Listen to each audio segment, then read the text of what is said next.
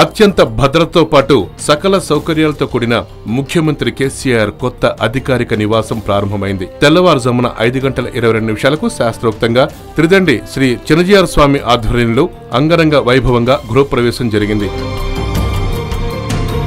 ఇప్పుడున్న Begumpet CM camp office వెనుక 9 ఎకరాల విస్తీర్ణంలో సీఎం కొత్త క్యాంప్ ఆఫీస్, నివాస భవనం, ప్రత్యేక మీటింగ్ హాల్ నిర్మించారు. R&B డిపార్ట్మెంట్ 3 బ్లాకులుగా ఈ నిర్మాణాలు చేపట్టింది. ముఖ్యమంత్రి నూతన అధికార నివాసం మొత్తం 5 భవనాల సముదాయం. దీనికి ప్రగతి భవన్ గా ప్రభుత్వం నామకరణ చేసింది. వివిధ వర్గాలతో సమాలోచనలు జరిపే సమావేశ మందిరానికి జనహిత పేరు ఖరారు చేశారు. ఈ భవనంలో ప్రభుత్వ విధానాల్ని రూపకల్పన, కార్యక్రమాల అమలు తదితర అంశాలపై పలు వర్గాలతో ముఖ్యమంత్రి ముఖాముఖి సమావేశాలు నిర్వహిస్తారు. దాదాపు ఒకేసారి 1000 మంది సీఎం సమావేశం అయ్యేలా ఈ మీటింగ్ హాల్ ను నిర్మించారు. ఇక ఈ కొత్త క్యాంప్ ఆఫీస్ చుట్టూ పచ్చదనంతో కళకళ్లాడేలా తీర్చిదిద్దారు. ముఖ్యమంత్రి సూచించిన మొక్కలు మాత్రమే ఇక్కడ నాటారు. వీటి బాధ్యతను HMDAకు అప్పగించారు. 9 నెలల క్రితం ఈ భవన నిర్మాణాన్ని చేపట్టింది సర్కార్. మొత్తం 38 కోట్ల రూపాయలు ఖర్చు చేశారు. సీఎం అధికారిక నివాస భద్రత విషయంలో అధికారులు చాలా కేర్ తీసుకున్నారు. ఎలాంటి బుల్లెట్లు తగిలినా చెక్కు చెదరకుండా ఉండేలా సీఎం ఉపయోగించే బాత్రూమ్ ను సైతం తీర్చిదిద్దారు.